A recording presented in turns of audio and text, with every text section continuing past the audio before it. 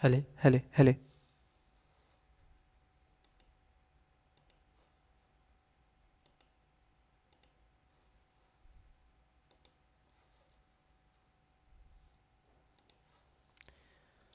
जय हिंद प्यारे साथियों, आशा करता हूँ कि आप सभी अच्छे होंगे और मन लगा के पढ़ाई तो कर ही रहे होंगे।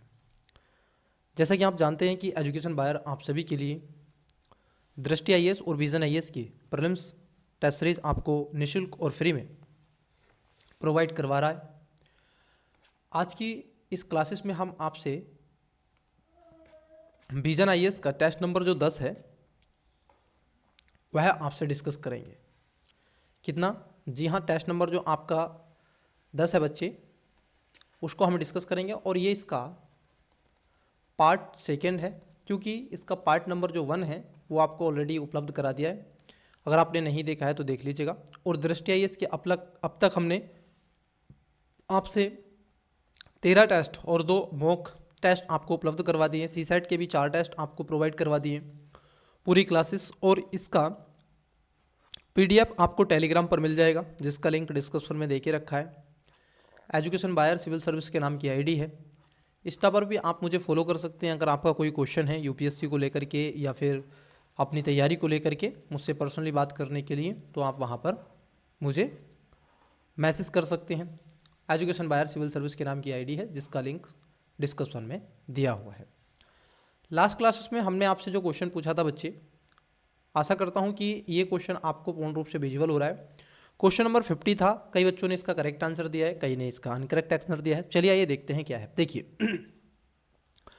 क्वेश्चन आपका पॉलिटी से रिलेटेड है। ये टेस्ट नंबर आपका 10 हम चर्चा कर रहे हैं, क्योंकि एक पार्ट कवर हो गया, उसको देख लीजिएगा। क्वेश्चन नंबर 50 में कह रहे थे कि राज्यसभा सदस्यों के नामांकन के संदर्भ में निम्नलिखित कथनों पर विचार करें।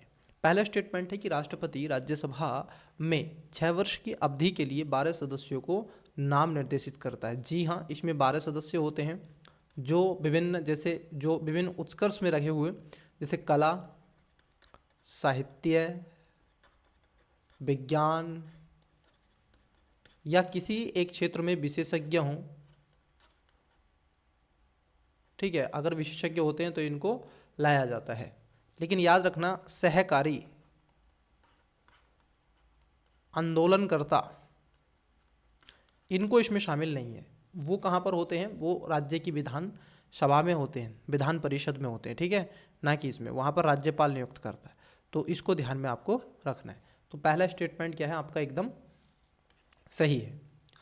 दूसरा स्टेटमेंट है कि राज्यसभा के नाम निर्देशित सदस्यों को उपराष्ट्रपति और राष्ट्रपति के निर्वाचन में मत देने का अधिकार। देखो, यहाँ पर उपराष्ट्रपति और राष्ट्रपति की बात की गई है।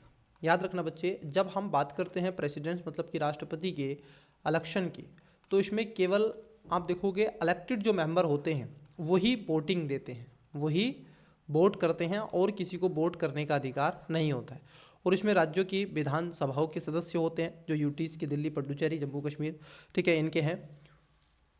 लेकिन राष्ट्रपति के चुनाव में कोई भी नॉमिनेट जो सदस्य होता है, याद रखेंगे,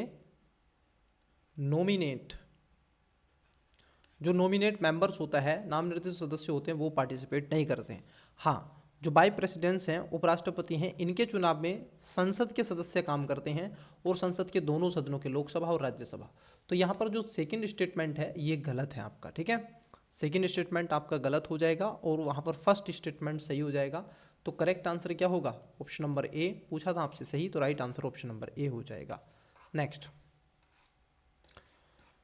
क्वेश्चन आपको आपकी स्क्रीन पर दिख रहा है। क्वेश्चन थोड़ा बड़ा है, लेंथी क्वेश्चन है, 4 स्टेटमेंट में है। आइए देखते हैं क्वेश्चन क्या है। देखिए, आपको चारों स्टेटमेंट दिख रहे हैं? नहीं दिख रहे हैं, कोई दिक्कत नहीं है। आइए पहले क्वेश्चन को समझ लेते हैं, एक एक स्टेटमेंट को। भारत के महारजिस्ट्रार्स और जनगणना आयुक्त के संदर्भ में निम्नलिखित कथनों पर विचार कीजिए। महारजिस्ट्रार्स आपने पढ़े होंगे, और खासतौर पर जो जनगणना आयुक्त होता है उसके बारे में आपने देखा होगा। पहला स्टेटमेंट है कि भारत के महारजिस्ट्रार्स और जनगणना आयुक्त सांख्यिकी और कार्यक्रम क्रियान्वयन मंत्रालय के अधीन कार्य करता है। यह आपको लगता है कि इसके तहत ये काम करता है? आपको ये जानकर के हैरानी होगी कि ये सांख्यिकी और कार्यान्वयन मंत्रालय के तहत नहीं काम करता है, बल्कि ये जनसांख्यिकी सर्वेक्षण को दिखाने का प्रयास करता है। तो ये गृह मंत्रालय के तहत है। किसके तहत है? होम मिनिस्ट्री के तहत आता है, क्योंकि अगर सेंसस की बात आप करते हैं, जनगणना की बात करते हैं, तो होम मिनिस्ट्री करवाती है, ना कि ये सांख्यिकी और क्रियान्वयन मंत्रालय। तो पहला स्टेटमेंट गलत है। दूसरा, यह कार्यालय भारत में दशकीय जनगणना आयोजन कराने के लिए जिम्मेदार है, मतलब कि हर एक 10 वर्ष में ये क्या कराएगा, जनगणना करवाएगा। ये बात सही है। 2011 में लास्ट बार हमारे देश के अंदर जनगणना हुई, उसके बाद में ये 2000 अगर 10 देखोगे तो 2021 में हो जानी थी, 21-22 में, लेकिन अभी भी नहीं हुई। उस समय कोविड-19 था और अब तो कोविड भी नहीं है, लेकिन कोविड-19 में सारी चीज़ें हुई, चुनाव भी हुए, लेकिन जनगणना नहीं हुई। तो दूसरा स्टेटमेंट सही है, पहला तो गलत हो गया। तीसरा स्टेटमेंट क्या कह रहा है? तीसरे स्टेटमेंट में कह रहे हैं कि इस कार्यालय द्वारा संचालित नमूना पंजीकरण प्रणाली, मतलब कि SRS, जन्म और मृत्यु दर का अनुमान प्रदान करता है, मतलब कि उस क्षेत्र में कितनी मृत्यु दर हुई है, कैसे, वो सारी चीज़ों को दिखाने का प्रयास करता है। तो ये बात क्या हो जाएगी, सही हो जाएगी। चौथा है जो आपका रजिस्ट्रार होता है, महारजिस्ट्रार और जनगणना आयुक्त राष्ट्रीय जनसांख्यिकी रजिस्टर, नेशनल पॉपुलेशन जो आपका रजिस्टर है उसको तैयार करता है। क्या ये बात सही है कि वो खासतौर पर इसको तैयार करने के लिए बनाया गया? ये बात सही है, क्योंकि अब हम बात करते हैं NPR की। किसकी? NPR की। हम जब बात करते हैं NRC, NPR इसको बोलते हैं ना, नेशनल जो आपका NCR, सॉरी, आपका सिटीजनशिप अमेंडमेंट आपने पढ़ा होगा, ठीक है, और आपने NPR पढ़ा होगा, CR। तो वो सारी चीज़ें जहाँ पर आप देखते हो, तो यहाँ पर आपके जो नेशनल पॉपुलेशन जो आपका रजिस्टर है, अगर हम इसकी बात कर लें तो नागरिकता अधिनियम 1955 के तहत इसको बनाया गया था, ठीक है। नागरिकता जो आपका सिटीजनशिप अमेंडमेंट एक्ट है उसके तहत लाया गया, और 2003 में, याद रखना, 2003 में इसके प्रावधानों को और जाके तैयार किया गया, और तब से राष्ट्रीय जनसांख्यिकी रजिस्टर तैयार किया गया, ठीक है। तो ध्यान में रखना 2003 से आया था, तो ये बात एकदम सही है। तो कौन सा सही पूछा था आपसे, ठीक है। तो यहाँ पर जो पहला स्टेटमेंट है वही गलत है और बाकी के सब सही हैं। तो जहाँ पर एक है वो इसका आंसर नहीं होगा। तो राइट आंसर क्या होगा? Option number C, 2, 3, 4। Next question आपको आपकी स्क्रीन पर दिख रहा है, देखिए कुछ यहाँ पर आपको सिद्धांत दे के रखा है कि ये जो सिद्धांत है इसकी परिचर्चा किसके बारे में की गई है वो आपको बताना है। जैसे यह सिद्धांत इस लोकोक्ति पर आधारित है कि जो प्रत्यक्ष रूप से नहीं किया जा सकता उसे अप्रत्यक्ष रूप से भी नहीं किया जा सकता। यह विधानमंडलों को उस कार्य को अप्रत्यक्ष रूप से करने से रोकता है जिससे वे अधिकार क्षेत्र के बाहर होने के कारण प्रत्यक्ष रूप से नहीं कर सकते। अधिकार क्षेत्र का यह अतिक्रमण प्रत्यक्ष या अप्रत्यक्ष हो सकता है। पूछा आपसे, उपर्युक्त परिच्छेद में निम्नलिखित में से किस सिद्धांत पर चर्चा की गई है? अब देखो एक सिद्धांत है जिसके बारे में ये चर्चा की गई है। ऑप्शन नंबर ए प्रतिकूलता का सिद्धांत, बी में कह रहे हैं आपके छद्मता का सिद्धांत, तीसरे में कह रहे हैं सी में तत्व और सार का सिद्धांत, डी में सामंजस्यपूर्ण का सिद्धांत। बताइएगा करेक्ट आंसर क्या होगा, बताइएगा करेक्ट आंसर क्या होगा। देखिए ये जो सिद्धांत होता है बच्चे, ये प्रतिकूलता के सिद्धांत की बात यहाँ पर की जा रही है। इसका करेक्ट आंसर हो जाएगा प्रतिकूलता, क्योंकि इसको बोलते हैं डॉक्ट्रिन ऑफ रिपोगेंसी, ठीक है। प्रतिकूलता के सिद्धांत में समवर्ती विषयों और राज्य केंद्रीय कानूनों के बीच में टकराव का समाधान करने हेतु केंद्रीय कानूनों की प्राथमिकता दी जाती है। इसमें असंगतता के मामले में केंद्रीय कानून को लागू करके और अधिकार क्षेत्र संबंधी टकराव को रोककर और भारतीय संघीय ढांचे में सुदृढ़ को बढ़ावा देकर कानूनी समानता को बनाए रखता है। तो ये बात ध्यान रखना, ये प्रतिकूलता के सिद्धांत को क्या करता है? प्रतिपादित करता है। तो इसका करेक्ट जो आंसर हो जाएगा ऑप्शन नंबर ए इसका राइट आंसर हो जाएगा। Got it. Next question number है 53। भारतीय संसद के संदर्भ में पूछा आपसे, और पूछा गया है कंगारू कटौती एक प्रस्ताव आता है, ठीक है, उसका सर्वश्रेष्ठ वर्णन कौन सा करता है? बहुत इजी सा है, बताइएगा। इसके तहत किसी विधेयक या प्रस्ताव को अचर्चित मतलब कि अनडिस्कस्ड खंडों में भी समय की कमी के कारण चर्चा किए गए खंडों के साथ मतदान के लिए रखा जाता है। बहुत अच्छा क्वेश्चन है ये। किसी विधेयक या लंबे संकल्पों के खंडों को बहस शुरू होने से पहले विभिन्न विभागों या भागों में समूहितकृत कर दिया जाता है। सी में कह रहे हैं केवल महत्वपूर्ण खंडों पर ही बहस की और मतदान होता है और शेष खंडों को छोड़ दिया जाता है और उन्हें पारित मान लिया जाता है। इसी को क्या बोलते हैं? कंगारू प्रस्ताव के रूप में कहते हैं, ठीक है। यही होता है, मतलब कि इसमें यही इसका आंसर है क्योंकि विशेष रूप से उन विषयों पर चर्चा हो जाती है जो महत्वपूर्ण है, और जो महत्वपूर्ण नहीं है उनको छोड़ करके उसके अकॉर्डिंग ही उसको क्या कर लिया जाता है, पास कर लिया जाता है। तो इसको ध्यान में आपको रखना है। वैसे ही आपसे कई बार पूछे जाते हैं, साधारण कटौती है, कटौती और आप घटकों की कटौती होती है, ठीक है, ऐसी कटौती। एक आपने देखा होगा ग्लूटीन, ग्लूटीन के तहत विधेयक संकल्प और अचर्चित खंडों को भी समय की कमी के कारण चर्चा के लिए खंडों के साथ मतदान कर लिया जाता है, तो उसमें ग्लूटीन बोलते हैं। तो यहाँ पर आपसे पूछा था कंगारू। चलिए नेक्स्ट क्वेश्चन आपकी स्क्रीन पर आपको विजिबल हो रहा होगा। क्वेश्चन है आपका 54, निम्नलिखित विशेषताओं पर विचार करें। अब यहाँ पर 3 स्टेटमेंट है। पहला, एकीकृत लेखा परीक्षण तंत्र, अखिल भारतीय सेवाएं, स्वतंत्र न्यायपालिका, उपयुक्त में से कितनी भारतीय संविधान की एकात्मक विशेषता मानी जा सकती है। देखो यहाँ पर एक आपको टर्म दे के रखिए एकात्मक, जहाँ पर संविधान का एकात्मक स्वरूप आप कहोगे कि सरकार का एकात्मक स्वरूप दिखता है, उसी को बोलते हैं एकात्मक सरकार। अब देखो यहाँ पर है एकीकृत लेखा परीक्षण तंत्र। जब आप एकीकृत लेखा परीक्षण तंत्र की बात करते हैं जब संविधान में, तो वो खास तौर पर एकात्मक, क्योंकि वो केंद्र सरकार का है। नियंत्रक और महालेखा जो परीक्षक होता है, अगर हम देखें नियंत्रक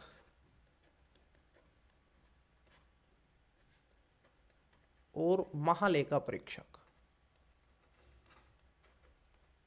ये इसका उदाहरण है बच्चे। तो ये किसके तहत आता है, ये केंद्र सरकार के तहत आता है। अखिल भारतीय सेवाएं, अखिल भारतीय सेवाओं की बात कर लें जिसकी आप तैयारी करते हैं, इसमें 3 को हम रखते हैं। एक होता है IAS, IPS और IFS। तो ये हैं, ये भी एकात्मक हैं। ये देखो सर्विस कहाँ देती हैं, स्टेट में, लेकिन किसके लिए काम करती हैं, संघ के लिए। स्वतंत्र न्यायपालिका, अब देखो स्वतंत्र न्यायपालिका जो है ये आपकी एकात्मक नहीं, ये संघात्मक व्यवस्था है, ठीक है, यहां पर संघात्मक व्यवस्था मिलेगी। परंतु मान लीजिए आप तो स्वतंत्र तो पूछा है, अब इसमें पूछ लेता एकीकृत न्यायपालिका। अगर आपसे ये भी तो पूछता था ना, एकीकृत न्यायपालिका, अगर आपसे ये पूछ लेता, तो जब ऐसी स्थिति में क्या हो जाता, ये एकात्मक की तरफ जाता। क्यों हम बोल रहे हैं इसको भी जरा समझा देते हैं। देखो बच्चे, एकीकृत न्यायपालिका का मतलब ये है कि स्ट्रक्चर हम आपको बना के दिखाएं, तो उससे आपको शायद चीज़ें और भी क्लियर हो जाएंगी। 1 सेकेंड रुकिएगा।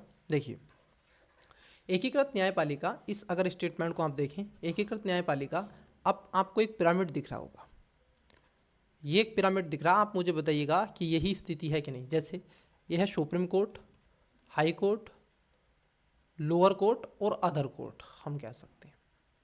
ये जो अदर कोर्ट है, अब यहाँ से लो आप, लोअर कोर्ट से लो आप, डिस्ट्रिक्ट कोर्ट या लोअर कोर्ट में कोई मुकदमा दर्ज किए, इस पे न्यायिक प्रवलोकन कौन सा कर सकता है, इसको कहाँ चुनौती दे सकते हो, इसके निर्णय को हाई कोर्ट में। हाई कोर्ट के निर्णय को कहाँ चुनौती दे सकते हो, अगर मान लीजिए सामूहिक रूप से जुड़ा हुआ है तो सुप्रीम कोर्ट में। तो यहाँ पर क्या होगा, एकीकृत हो गया, तो एकात्मक व्यवस्था होगी, किसकी, सुप्रीम कोर्ट की पावर अधिक हो जाती है। तो यहाँ पर पूछा आपसे संविधान की एकात्मक व्यवस्था के तहत कितने सही हैं, ठीक है। तो कितने सही हैं, इसमें केवल 2 सही हैं, पहला, दूसरा, तीसरा इसमें गलत हो जाएगा। तो इसका जो करेक्ट आंसर होगा option number B, correct answer होगा option number B. Next question पूछा गया आपसे प्रधानमंत्री को टारगेट करते हुए, भारत के प्रधानमंत्री के संदर्भ में निम्नलिखित कथनों में पर विचार करें। अब देखो प्रधानमंत्री के बारे में क्वेश्चन आपसे पूछा जा रहा है। अब इसमें 3 स्टेटमेंट हैं। पहला, संविधान के अनुसार किसी व्यक्ति को प्रधानमंत्री नियुक्त किया जाने से पहले उसे लोकसभा में अपना बहुमत सिद्ध करना अनिवार्य है। देखो ऐसा नहीं है कि पहले वो उसको क्या करेंगे, प्रधानमंत्री आप बना दीजिएगा, प्रधानमंत्री बनाने के पश्चात आप अब उसको 6 महीने तक उसको रखा जाता है। मान लीजिए वो सदस्य नहीं है तो 6 महीने का टाइम टेकिंग होता है उसके लिए, कि 6 महीने के अंदर आप लोकसभा या राज्यसभा में अपना बहुमत मतलब कि अपनी सदस्यता ले लें, उसका सदस्य होना चाहिए, फिर वो प्रधानमंत्री बने। लेकिन उसके बाद अब जैसे ही वो प्रधानमंत्री की शपथ लेंगे, उसके बाद में क्या करेंगे, उसके बाद में जा करके क्या कर देंगे, उसके बाद में जा करके वो शपथ ले लेंगे। तो पहला गलत है, ठीक। फिर उसके बाद विश्वास प्रस्ताव लेकर के आएंगे, बहुमत सिद्ध करेंगे। दूसरे में कह रहे हैं जो व्यक्ति संसद के किसी भी सदन का सदस्य नहीं हो उसे 6 महीने के लिए प्रधानमंत्री नियुक्त किया जा सकता है। ये बात सही है, उसको किया जा सकता है। फिर आफ्टर ऑफ 6 मंथ, उसके या 6 मंथ के इंक्लूड आप कर लें, 6 मंथ में उसको क्या करना पड़ेगा, 6 महीने के भीतर भीतर उसको सदस्यता लेनी पड़ेगी। किसकी? वो मेंबर होना चाहिए लोकसभा या राज्यसभा का। तीसरा है वर्तमान प्रधानमंत्री के त्यागपत्र या निधन से मंत्रिपरिषद स्वतः ही भंग हो जाती है। बिल्कुल, स्वतः ही मंत्रिपरिषद विघटित हो जाती है। फिर नया जो भी प्राइम मिनिस्टर बनेगा उसके अकॉर्डिंग वो काम करती है। ऐसा क्यों होता है? क्योंकि जो आपकी मिनिस्ट्री ऑफ काउंसिल होती है, आप देखेंगे तो इसके जो अध्यक्ष होते हैं, बच्चे, वो प्रधानमंत्री होते हैं, प्राइम मिनिस्टर होते हैं। तो पूछा क्या है, आप जरा इसको देखिएगा, ये कह रहे हैं कौन सा सही नहीं है। ठीक है, कितने सही नहीं है, तो आप कहोगे ऑप्शन नंबर ए, केवल एक सही नहीं है। इसमें जो पहला स्टेटमेंट है वही गलत है, बाकी केस के दूसरा और तीसरा सही हो जाएगा। चलिए नेक्स्ट क्वेश्चन देखते हैं। आइए क्वेश्चन देखिए, पूछा गया है आपसे, हाल ही में सरकार के कुछ उत्पादों को जीआई टैग आवंटित किए गए, इस संदर्भ में पूछा गया है। मतलब कि जीआई टैग कुछ मिला है, जैसे उत्पाद यहाँ पर देके रखे हैं राज्य, जैसे रूपा तारकाशी बंगाल, बांग्ला आपका मलमल उड़ीसा, रिक्शा टेक्सटाइल त्रिपुरा। बताना है कितने सुमेलित हैं। ए केवल एक, बी केवल दो, सी सभी तीनों और डी कोई नहीं। बताइएगा इसका करेक्ट आंसर क्या हो जाएगा। चलिए, जीआई टैग की बात यहाँ पर की जा रही है। जीआई टैग खासतौर पर क्यों दिया जाता है? आप जानते हैं कि इसका मूलभूत उद्देश्य होता है किसी एक विशिष्ट क्षेत्र को वहाँ पर जो ज्योग्राफिकल इंडिकेटर के रूप में चिन्हित करना, ताकि वहाँ के प्रोडक्शन, वहाँ की कई चीज़ों को आगे वैश्विक स्तर पर, राष्ट्र और अंतर्राष्ट्रीय स्तर पर उसको क्या किया जा सके, बढ़ावा दिया जा सके और उसका संरक्षण प्रदान किया जा सके और उसकी पॉपुलरिटी करके उसको मार्केट पे प्रोवाइड करवाया जा सके। ठीक है, अब यहाँ पर देखो किस किस को मिला है, थोड़ा सा समझना। ये यहाँ पर कह रहे हैं कि आपका रूपा जो तारकाशी है, ये कह रहे हैं बंगाल, नहीं ये बंगाल में नहीं है बच्चे, ये आपकी उड़ीसा में मिलती है। ठीक है, तो पहला गलत है। ये कह रहे हैं बंगला मलमल। अब देखो बंगला मलमल तो कहाँ मिलेगी? बंगाल में मिलेगी, तो यहाँ पर दूसरा भी गलत हो गया। अगर हम देखें रिक्शा टेक्सटाइल के बारे में अगर हम देख लें तो ये त्रिपुरा में सही बात है, क्योंकि रिक्शा जो टेक्सटाइल है ये आपको त्रिपुरा में मिलेगी। पूछा है कितने सुमेलित, ठीक है, तो एक केवल इसमें सुमेलित है। इसका right answer option number B हो जाएगा, इससे ज़्यादा इसमें कुछ था ही नहीं। चलिए नेक्स्ट क्वेश्चन, विधानसभा अध्यक्ष की शक्तियों के संदर्भ में निम्नलिखित कथनों पर विचार करें। सभी बच्चों ने लोकसभा के स्पीकर जो होते हैं उनको पढ़ा होगा, तो अकॉर्डिंग टू लोकसभा स्पीकर वैसे ही पावर्स क्या होती हैं, विधानसभा के अध्यक्ष को होती हैं। चलिए देखते हैं। पहला, अध्यक्ष को केवल मतों के बराबर होने की तिथि में ही मतदान देने का अधिकार होता है। देखो ऐसा नहीं है, अगर मान लीजिए जब दल बदल का मामला आता है तो उस पर जो राइट मिला हुआ है वो किसको मिला हुआ है, इन्हीं को है। कौन सा विधेयक मनी बिल होगा उस पर जो राइट मिला हुआ है वो इसी पर मिला है। ठीक है, न केवल आप देखोगे यहाँ पर बराबर बहुमत में बल्कि अन्य में भी है। तो पहला जो स्टेटमेंट होना चाहिए, ठीक है, पहला जो स्टेटमेंट है ये आपका पहला स्टेटमेंट क्या है, गलत होना चाहिए। ठीक है, क्योंकि ये इस बात को भी डिसाइड करते हैं कि दल बदल में कौन व्यक्ति होगा। हालांकि वो अर्ध न्यायिक प्रक्रिया हो जाएगी, मनी बिल में तो वो करते ही हैं, लेकिन ये बात सही है जब बराबर स्थिति हो जाती है तो वो वहाँ पर चुनने के लिए आते हैं। अब राष्ट्रपति या कुछ और तो नहीं करेगा, पहली बात ठीक है। चलो दूसरे में कह रहे हैं अध्यक्ष यह निर्धारित करता है कि कोई विधेयक धन विधेयक है या नहीं, इस पर प्रश्न उसका अंतिम होता है। देखो ये दूसरा जो स्टेटमेंट है, जैसे कि अभी मैंने आपको बताया, ये उसका बिल्कुल इस पर ये अधिकार होता है कि कौन सा विधेयक धन विधेयक होगा या नहीं होगा, इसको डिसाइड कौन करेगा, इसको डिसाइड आपके यही करते हैं। तीसरा, अध्यक्ष विधानसभा के भीतर भारत के संविधान के प्रावधानों का अंतिम व्याख्याकार है। देखो अगर हम विधानसभा के भीतर बात कर लें और भारत के संविधानों की बात कर लें तो ध्यान रखना ये बात सही है। अगर आप कहें लोकसभा में कौन होंगे, स्पीकर होंगे। अगर याद रखना संपूर्ण भारत की बात कर लें तो जो संविधान का अंग रक्षक पूछा जाता है कभी कभी आपसे, संविधान का व्याख्याकार कभी कभी ये पूछ लिया जाता है, या रक्षक भी पूछ लिया जाता है। ठीक है, तो इसको ध्यान में रखना है बच्चे। यहाँ पर जो है वो आपका सुप्रीम कोर्ट होती है। तो यहाँ पर तीनों स्टेटमेंट आपके क्या हो जाएंगे, राइट हो जाएंगे। पूछा है कितने सही हैं, कितने सही हैं। तो आपको हो गए इसमें सभी तीनों सही हैं महोदय। चलिए नेक्स्ट क्वेश्चन। क्वेश्चन नंबर है 58, आपकी स्क्रीन पर आपको विजिबल हो रहा है। बताइए फास्ट वे में एकदम। विषयों पर विचार करना है आपको और कुछ 4 स्टेटमेंट है। ये कह रहे हैं कि उपयुक्त में से कितने विषयों को 42वें संविधान संशोधन अधिनियम 1976 के द्वारा राज्य सूची से समवर्ती सूची में स्थानांतरित किया गया। मतलब कि कुछ ऐसे विषय थे जो राज्य सूची पे थे जिस पर केवल और केवल स्टेट ही कानून बना सकता था, परंतु अब उनको समवर्ती सूची में कर दिए जहां पर सेंट्रल गवर्नमेंट और स्टेट गवर्नमेंट दोनों कानून बना देते हैं। अगर विवाद हो जाए तो सेंट्रल गवर्नमेंट्स के जो कानून होते हैं वो स्टेट गवर्नमेंट से मान्य होते हैं।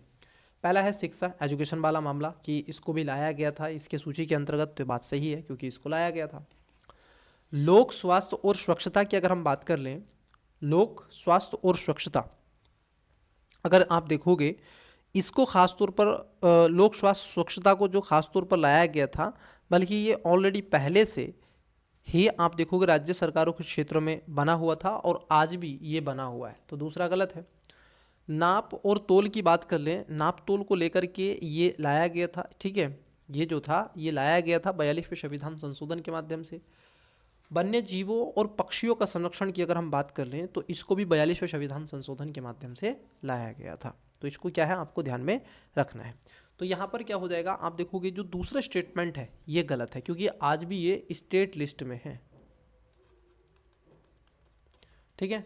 तो दूसरा स्टेटमेंट गलत है बच्चे, आपका दूसरा स्टेटमेंट गलत है। जहाँ 2 नंबर है उसको कट कर देंगे, तो आप देखोगे आंसर ए नहीं होगा, आंसर बी नहीं होगा, आंसर डी नहीं होगा। Right answer option number C, 1 3 4। Next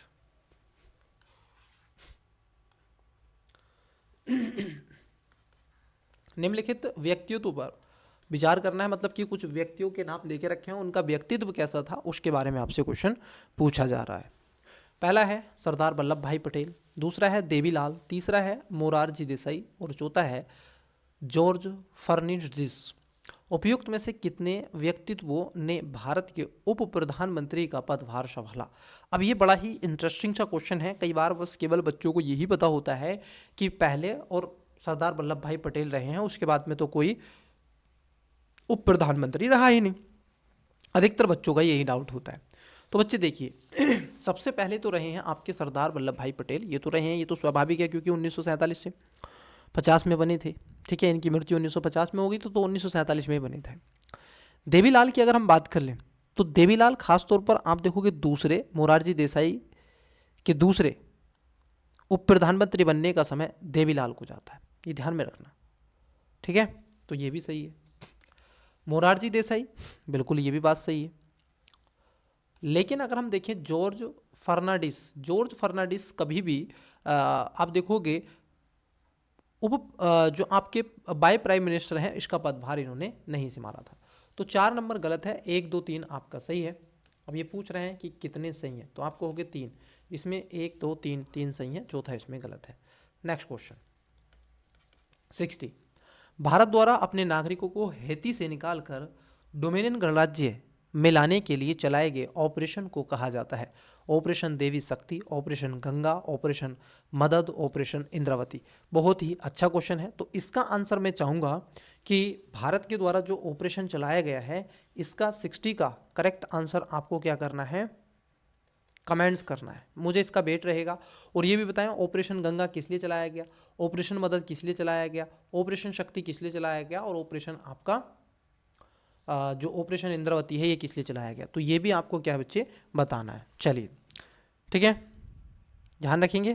चलिए, क्योंकि ऑपरेशन देवी शक्ति 2021 में लाया गया था, तालिबान अफगानिस्तान, गंगा यूक्रेन रूस का युद्ध रहा है, ऑपरेशन राहत यमन संघर्ष 2015 के दौरान, और बाकी का इंद्रावती जो है ये चलाया गया है क्योंकि नागरिकों को निकालने के लिए।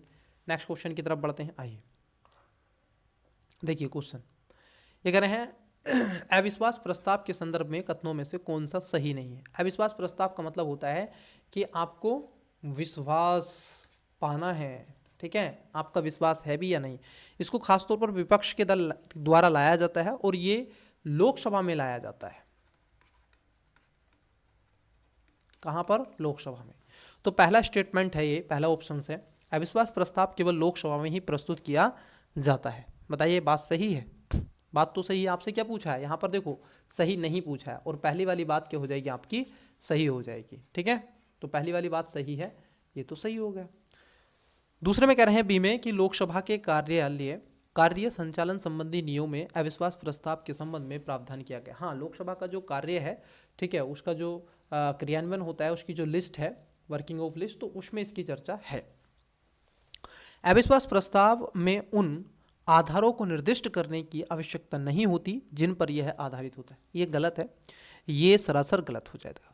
ठीक है, ये क्या हो जाएगा, सॉरी, ये भी सही है, क्योंकि उनकी चर्चा तो होगी नहीं जिस पर ये लाया गया। जैसे अभी अविश्वास प्रस्ताव कहाँ पर लाया गया था, पार्लियामेंट के अंदर प्रधानमंत्री को जवाबदेही बनाने के लिए लाया गया था मणिपुर के मुद्दे पर। और मणिपुर में क्या है इस समय, प्रेसिडेंस रूल आपका लगा हुआ है, ध्यान में रखना। अब ये कह रहे हैं डी में अविश्वास प्रस्ताव पर चर्चा होने और सदन द्वारा उसे अस्वीकार कर दिए जाने के पश्चात उसी सत्र के दौरान दूसरा अविश्वास प्रस्ताव किया जा सकता है। देखो अगर हम देख ले यहाँ पर जो सेकंड जो आपका डी ऑप्शन है, ये आपका गलत हो जाएगा। क्यों? क्योंकि अविश्वास जो प्रस्ताव की चर्चा होने वाले सदन और उसको अस्वीकार कर दिए जाने के पश्चात उसी सदन के दौरान दूसरा अविश्वास प्रस्ताव नहीं लाया जाता है। यह प्रतिबंध बार बार आने वाली चुनौतियों को रोकना और एक सशस्त्र के भीतर सरकार की स्थिरता को सुनिश्चित करने के लिए लाया जाता है। तो यहाँ पर जो डी है ये आपका गलत हो जाएगा, बाकी के इसमें सब सही है। और पूछा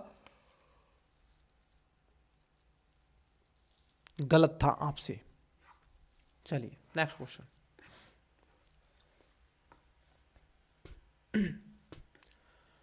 क्वेश्चन क्या है देखिए, बहुत ही बढ़िया और बेहतरीन क्वेश्चन आपसे पूछ रहे हैं। आई होप कि आपको क्वेश्चन दिख रहा होगा। और क्वेश्चन है आपका सहकारिता मंत्रालय के बारे में। किसके बारे में है? सहकारिता मंत्रालय के बारे में आपसे क्वेश्चन पूछा जा रहा है। 62। अब यहाँ पर कुछ आपसे स्टेटमेंट पूछे, जैसे 2 स्टेटमेंट हैं। पहला, मंत्रालय देश में सहकारी आंदोलन को सुदृढ़ करने के लिए एक अलग प्रशासनिक विधि और नीतिगत ढांचा प्रदान करने के लिए उत्तरदायी है। क्या ये इसके लिए बनाया गया है? क्या ये इस पर काम करता है? तो आप कहोगे जी हाँ, यह मंत्रालय देश में सहकारिता आंदोलन को मजबूत करने और अलग प्रशासनिक विधिक नीतिगत ढांचा प्रदान करने के लिए इसको लाया गया है। कैबिनेट के राजपत्र में भी एक आप देखोगे सूचना जुलाई 2021 में इसमें दी गई थी, कृषि सहकारिता किसान कल्याण मंत्रालय में कार्य में सहयोग और सहकारिता संबंधी मौजूदा प्रविष्टियों स्थानांतरित करने सहकारिता मंत्रालय का गठन भी किया गया था। तो पहला स्टेटमेंट सही है।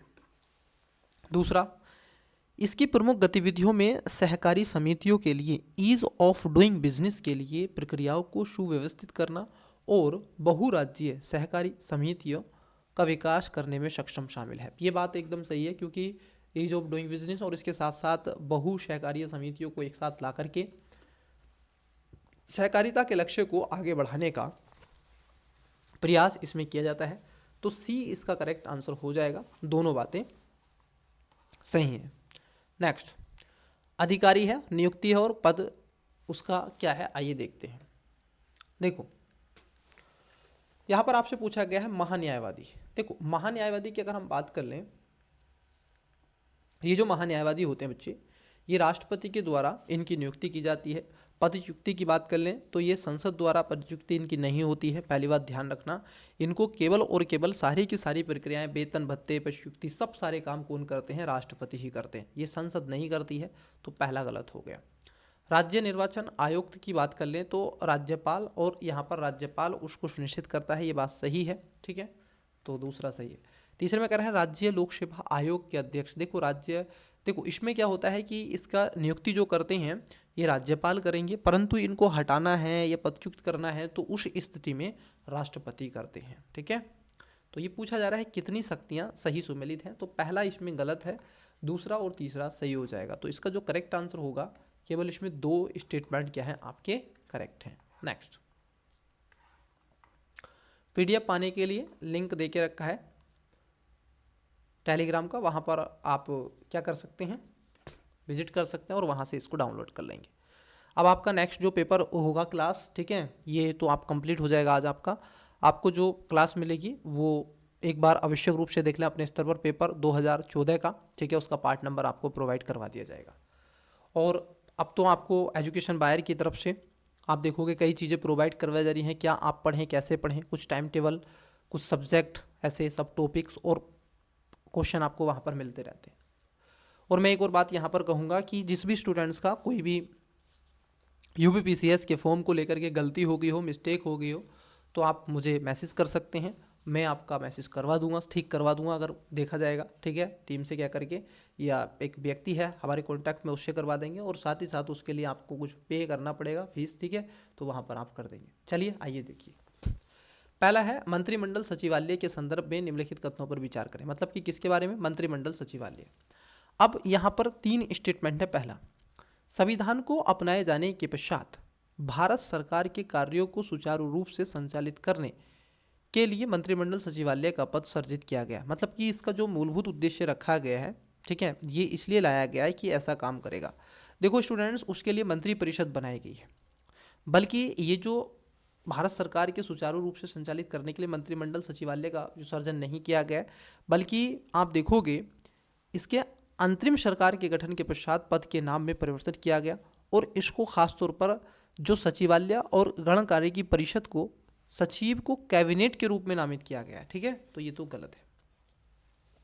दूसरे में कह रहे हैं कैबिनेट सचिव सिविल सेवा बोर्ड का पदेन अध्यक्ष होता है। जो कैबिनेट सचिव होता है बच्चे, ये बात एकदम आपकी सही हो जाएगी, क्योंकि यही आपका क्या होता है, कैबिनेट सचिव ही सिविल सेवा बोर्ड का क्या होता है, सचिव होता है। दूसरे की अगर हम तीसरा स्टेटमेंट को देखें, मुख्य वैज्ञानिक सलाहकार का पद मंत्रिमंडल सचिवालय के प्रशासनिक नियंत्रण के में कार्य करने का, मतलब कि उसमें कार्य करता है। ये बात सही है, क्योंकि जो आपके वैज्ञानिक सलाहकार परिषद है, ये खासतौर पर यह पद अगस्त 2018 में प्रशासनिक रूप से मंत्रिमंडल सचिवालय के नियंत्रण में कर दिया गया, ताकि उसमें चीज़ें थोड़ी बनी रहें। पूछा है कितने सही सुमेलित हैं, तो आपको होगी केवल इसमें 2 सही सुमेलित हैं, दूसरा और तीसरा। पहला स्टेटमेंट यहाँ पर गलत है। नेक्स्ट 65, संयुक्त राष्ट्र पर्यावरण सभा, मतलब कि यूनाइटेड नेशन एनवायरनमेंट, जो आपकी ठीक है एसोसिएशन है, उसके बारे में पूछा गया है। अब यहाँ पर देखिएगा 3 स्टेटमेंट है। पहला, UNEA पर्यावरण से संबंधित मामलों पर निर्णय लेने वाली विश्व की शीर्ष संस्था के मतलब कि संस्था है, ये इनका कहना है कि ये एक शीर्ष संस्था के रूप में जानी जाती है। तो आप कहोगे जी हाँ, क्योंकि 26 से 1 मार्च 2024 तक संयुक्त राष्ट्र की जो पर्यावरण सभा है, इसका 6ठा सत्र संपन्न हुआ है। ध्यान रखेंगे UNEP के तहत ये काम करता है। किसके तहत, UNEP, United Nation Environment Programme जो है आपका, हेडक्वार्टर कहाँ पर है इसका, हेडक्वार्टर मिलता है आपका कहाँ बताओ, नैरोबी, ठीक है, कहाँ पर है, नैरोबी। तो पहला स्टेटमेंट क्या है आपका, सही है। दूसरे में कह रहे हैं कि इसे पर्यावरण और विकास पर संयुक्त राष्ट्र के सम्मेलन रियो डी जेनेरियो पृथ्वी शिखर सम्मेलन के दौरान, ऐसा इनका कहना है कि इसको लाया गया था, गठन किया गया था। आप कहोगे नहीं, इसका गठन 2012 में ब्राज़ील में आयोजित सतत विकास लक्ष्य सस्टेनेबल डेवलपमेंट रियो 20 में किया गया था। अर्थ समिट जो हुआ था ये 92 में हुआ था। हाँ, रियो +20 में हुआ था, ठीक है, तो दूसरा गलत है। तीसरा है संयुक्त राष्ट्र के सभी सदस्य UNE के सदस्य हैं। अब देखो तीसरा स्टेटमेंट एकदम सही है, क्योंकि जितने भी संयुक्त राष्ट्र के सदस्य हैं वो UNE के सदस्य देखने के लिए आपको मिलेंगे। पूछा है कि कितने सही हैं, तो आप कहोगे इसमें केवल 2 गलत है, तो इसका करेक्ट आंसर 1 और 2 स्टेटमेंट इसमें सही हो जाएंगे। नेक्स्ट क्वेश्चन आपको आपकी स्क्रीन पर दिख रहा है, 66 number. Women business and law report के संदर्भ में निम्नलिखित कथनों पर विचार करें। Women business and law report, अब ये कौन प्रकाशित करता है, कब ये आई, कैसे चर्चाओं में रही। देखिए, यह एक वार्षिक रिपोर्ट है जो देशों में महिलाओं की आर्थिक भागीदारी को नियंत्रित करने वाले विधिक एवं नियामकी ढांचे का मापन करती है। ये बात सही है कि ये बिजनेस, आप देखोगे वर्ल्ड बैंक के द्वारा इसको चालू किया गया था। जो आपकी वर्ल्ड बैंक है, ये खास तौर पर 2024 में women business and the law reports प्रकाशित की गई थी, ठीक है, 2024 में। उसके साथ साथ इसमें जो वुमेन बिजनेस मानदंड में 24 ऐसे विधिक निकायों के रूप में मूल्यांकन जानकारी प्रदान करना, महिलाओं के कई जो आर्थिक भागीदारी को, ठीक है, पॉलिटिशियन, व्यवसाय, कई ऐसी चीज़ों को इसमें बेंचमार्क के रूप में या आगे उनको सुविधाजनक बनाना, यह रिपोर्ट विश्व बैंक के द्वारा प्रकाशित की जाती है। तो पहला भी सही है, दूसरा भी सही है। पूछा था आपसे सही, तो दोनों सही हैं। करेक्ट आंसर क्या होगा, सी इसका राइट आंसर हो जाएगा। नेक्स्ट क्वेश्चन आपका 66 नंबर, आइए देखिए 66 नंबर को देखते हैं। भारत के राष्ट्रपति के निर्वाचन हेतु निर्वाचन मंडल के संदर्भ में निम्नलिखित कथनों पर विचार करें। अब देखो यहाँ पर है भारत के राष्ट्रपति के निर्वाचन की बात की जा रही है। पहला स्टेटमेंट है कि राज्य विधानमंडल की विधान परिषदों के मनोनीत और निर्वाचित सदस्य दोनों निर्वाचक मंडल में शामिल होते हैं। भारत के राष्ट्रपति के निर्वाचन में पूछ रहे हैं। अब यहाँ पर देखो दोनों निर्वाचक और मंडल में शामिल होते हैं। फिर से बोल रहे हैं मनोनीत और निर्वाचित। ध्यान रखना राज्य विधानमंडल की बात की गई है, आप कहोगे गलत। इसमें चाहे वो राज्य विधानमंडल के हों चाहे वो संसद के हों, इसमें केवल निर्वाचित सदस्य होते हैं।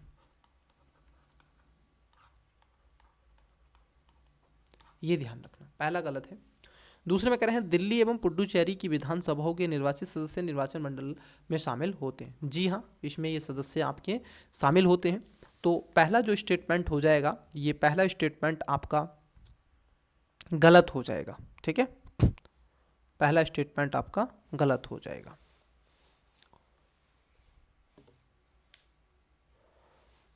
ओके,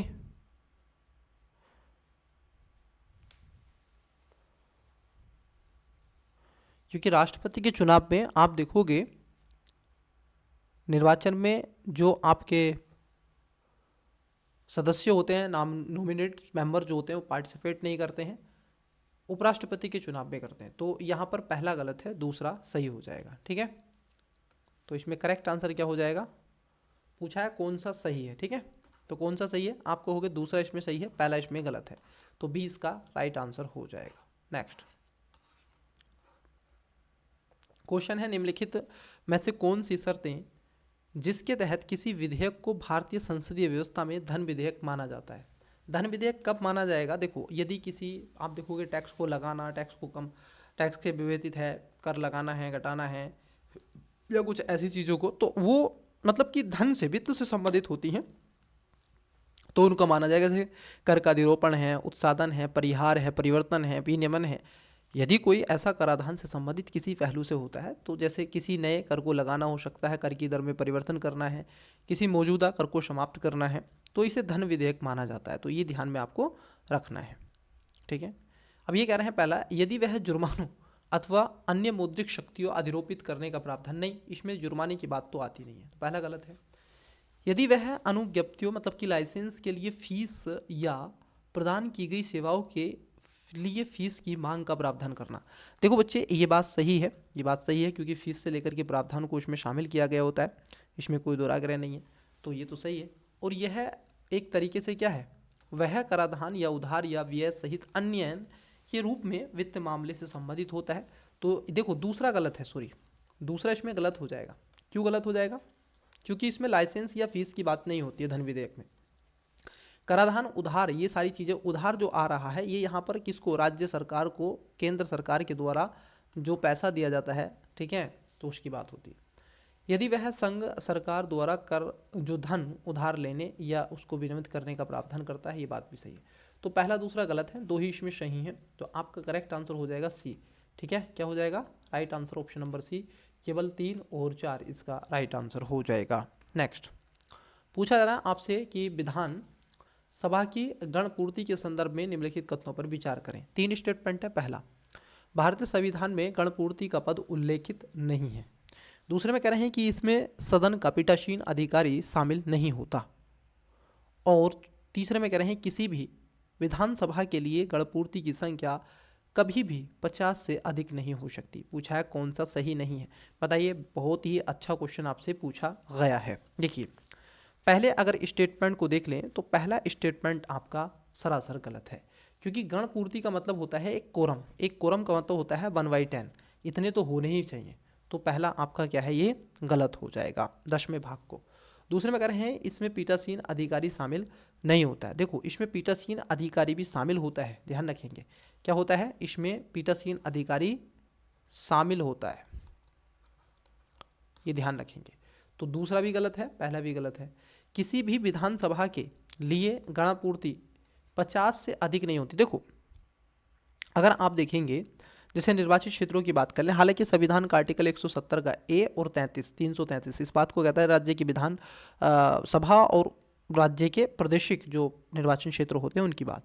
तो उसमें कहा गया है कि 50 से अधिक, अनाधिक और 60 से न्यूनतम सदस्यों को मिलाकर बनेगी, और इस प्रकार 50 का 10वां हिस्सा 50 ही होता है। तो कितना है 50 का मतलब कि 500 कितने से बनती है 500। अब 500 का अगर आप देखें 1/भाग तो कितना आ जाएगा 1/4 तो 50 ही आ जाएगा। तो ये बात सही है, ठीक है। तो तीसरा इसमें सही है। आप देखो कौन सा सही नहीं आपसे पूछा गया है, यहाँ पे ध्यान रखेंगे कौन सा सही नहीं पूछा गया। 3 तो सही है, तो 3 तो होगा नहीं आंसर। करेक्ट और right answer option number B हो जाएगा, 1 और 2। नेक्स्ट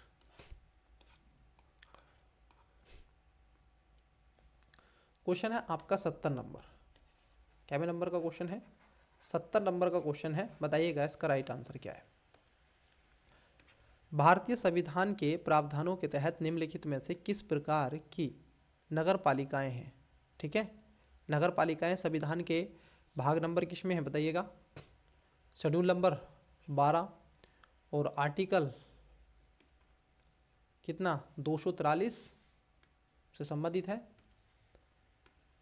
243 ये वही आपका के जेड वैड ये सब चल के आ रहा है, ये घूम गया डबल टेबल, तो 243 में है। अब ये कह रहे हैं नगर पंचायत होती है, वहाँ पर महानगर पंचायत होती है, नगर परिषद और नगर निगम। सही आपको बताना है। देखो जब हम बात करते हैं कि जो आपकी नगर पालिकाएँ होती हैं, तो उसमें सबसे पहले हम बात करते हैं 74वें संविधान संशोधन के बारे में, जो कि 1992 में हुआ। तो संविधान का भाग आपने 19 तो पढ़ा ही होगा, 9 तो पढ़ा ही होगा, और 9 का ए पढ़ा होगा, इसमें इसको ऐड ऑन किया गया। अब इसमें अगर आप देखें नगर पंचायत होती है, ठीक है, क्या होती है नगर पंचायत होती है, बिल्कुल सर इसमें नगर पंचायत होती है। जो नगर पालिका परिषद इसमें आपको मिलती है, नगर पालिका जो परिषद है ये भी आपको क्या है देखने के लिए मिलेगी। नगर निगम ये भी मिलते हैं, लेकिन महानगर पंचायत आपको ऐसा कोई शब्द इसमें नहीं मिलता है। ठीक है, कोई ऐसा प्रावधान संविधान में नहीं है महानगर पंचायत का। तो दूसरा गलत है इसमें, जहाँ 2 है वो इसका आंसर नहीं होगा।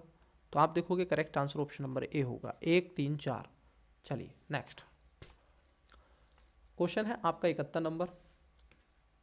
स्थानीय सरकार की केंद्रीय परिषद के बारे में आपसे पूछा गया है। स्थानीय सरकार का मतलब वही है आपका पंचायत के बारे में। देखिए पहला है यह संविधान के, यह भारत के संविधान के अनुच्छेद 263 के तहत गठित एक संवैधानिक निकाय है। क्या ऐसा है कि जो आपकी सेंट्रल काउंसिल ऑफ लोकल जो गवर्नमेंट्स है, जो 1954 में केंद्रीय जो आपकी परिषद थी सरकार की वो आई थी, तो क्या यह एक खासतौर पर संवैधानिक संस्था के रूप में जानी जाती है, और 263 में इसकी जो परिचर्चा की गई है, क्या ऐसा है। देखो बच्चे अगर आप देखें इसकी जो स्थापना की गई थी, स्थानीय लोकल जो आपकी गवर्नमेंट्स है, ठीक है, इसको बोलते हैं central council of local governments. इसकी स्थापना 1954 में की गई थी। इसके अमेंडमेंट के माध्यम से एक अधिनियम लाया गया था। ठीक है, तो इसलिए आपका पहला वाला गलत है। यह केवल शहरी जो आपके स्थानीय सरकारों के मामलों का प्रबंधन करती है, मतलब कि इसका उद्देश्य ही होता है। तो आप कहोगे जी हाँ, ये केवल किसके लिए है, शहरी स्थानीय निकायों के लिए हैं। इसकी अध्यक्षता केंद्रीय पंचायती राज मंत्री करते हैं। तो जी हाँ, ये गलत हो जाएगा, क्योंकि यह एक परामर्शदात्री निकाय होती है और इसमें भारत सरकार के शहरी विकास मंत्री शामिल होते हैं, और यहाँ तक कि राज्यों के स्थानीय स्वशासन प्रभावकारी जो मंत्री होते हैं केंद्रीय मंत्रिपरिषद के अध्यक्ष के रूप में कार्य करता है। तो अध्यक्ष जो है केंद्रीय पंचायत पूछा है, नहीं केंद्रीय पंचायत नहीं, जो मंत्री परिषद होती है वो करते हैं। ठीक है, तो तीसरा गलत है, पहला गलत है, ठीक है, दूसरा सही है, तीसरा गलत है। पूछा आपसे सही, ठीक है, तो सही कौन सा है, केवल इसमें 2 सही है, बाकी के इसमें सब गलत है। तो इसका right answer option number A हो जाएगा, केवल 2 इसमें सही है, दूसरा और तीसरा ये सब गलत। तीसरा पहला और तीसरा गलत है, जहाँ 3 होगा वो इसका आंसर नहीं होगा, 1 भी होगा वो इसका आंसर नहीं होगा। नेक्स्ट ये एलिमेंट मेथड है बच्चे, इसको आप यूज कर सकते हैं, अपनी स्ट्रेटजी को और ज़्यादा इम्प्रूव कर सकते हैं। चलिए नेक्स्ट क्वेश्चन है आपका 72। विंड टनल के संदर्भ में निम्नलिखित कथनों पर विचार करें। पहला, इनका उपयोग वायु प्रवाह गुणों और वायु गतिकीय बलों का परीक्षण करने के लिए किया जाता है। नंबर 2, वर्तमान में भारत में केवल एक हाइपरसोनिक विंड टनल है। बताना है आपको सही केवल एक, बी केवल दो, सी एक और दो दोनों, डी ना तो एक नहीं तो। देखिए पहले अगर स्टेटमेंट की देखें कि इनका उपयोग वायु प्रवाह गुणों और वायु गतिकीय बलों के परीक्षण के रूप में किया जाता है, तो ये बात सही है, क्योंकि इसरो ने अभी हाल ही में क्या किया है, किसने, इंडियन जो स्पेस रिसर्च ऑर्गेनाइजेशन जो आपकी है भारत की, अभी इसने क्या किया है, भारत के तिरुवनंतपुरम में एक विक्रम साराभाई स्पेस सेंटर में एक विशाल विंड टनल का उद्घाटन कर दिया गया है। ठीक है, तो ये ध्यान में रखना है। दूसरा है कि भारत में केवल एक हाइपरसोनिक विंड टनल है, ऐसा नहीं है। इसमें अगर हम देखें तो इसमें कई ऐसी टनलें आपको देखने के मिलेंगी। ये तीसरी हाइपरसोनिक टनल के रूप में जानी जाती है, इससे पहले कई बन चुकी हैं। ठीक है, तो इसको भी ध्यान में आपका रखना है। तो दूसरा गलत है, पहला इसमें सही है। Correct answer option number A हो जाएगा। नेक्स्ट, वोकल फॉर लोकल पहल, ये भारतीय प्रधानमंत्री कोविड पैंडेमिक के समय इसको लेकर के आए थे। ठीक है, वोकल फॉर लोकल, और ये एमएसएमई सेक्टर को बढ़ावा देना, नीति आयोग, कई इसमें संस्थाएं एक साथ जुड़ करके काम भी करती हैं। देखो पहला, यह एमएसएमई मंत्रालय के सहयोग और वाणिज्यिक एवं उद्योग मंत्रालय द्वारा प्रारंभ की गई एक पहल है। जी हाँ, इस पहल की शुरुआत आप देखोगे एस्पिरेशनल ब्लॉक प्रोग्राम के हिस्से के रूप में की गई थी। इस पहल का उद्देश्य स्थानीय अर्थव्यवस्थाओं को सुदृढ़ करना और ज़मीनी स्तर पर उद्यमिता को बढ़ावा देना है। अगर आप इसकी बात कर लेंगे, क्योंकि इससे ना केवल नेशनल स्तर पर बल्कि ज़मीनी स्तर पर भी चीज़ें देखने के लिए आपको मिलती हैं। ठीक है, तो तीनों बातें सही हैं, वोकल फॉर लोकल जिस पर मैंने आपको बताया, तो तीनों बातें इसमें सही हैं। ठीक है, सही पूछा है ना, तो इसमें सही पूछा था आपसे। ओके, इसमें क्या पूछा है आपसे, सही पूछा है। तो देखो पहला इसमें सही नहीं है, क्यों सही नहीं है, पहला वाला, सॉरी, यह एमएसएमई मंत्रालय नहीं, ये एमएसएमई मंत्रालय के तहत काम नहीं करता है, ये नीति आयोग के तहत है। ठीक है, किसके तहत है, नीति आयोग के तहत है।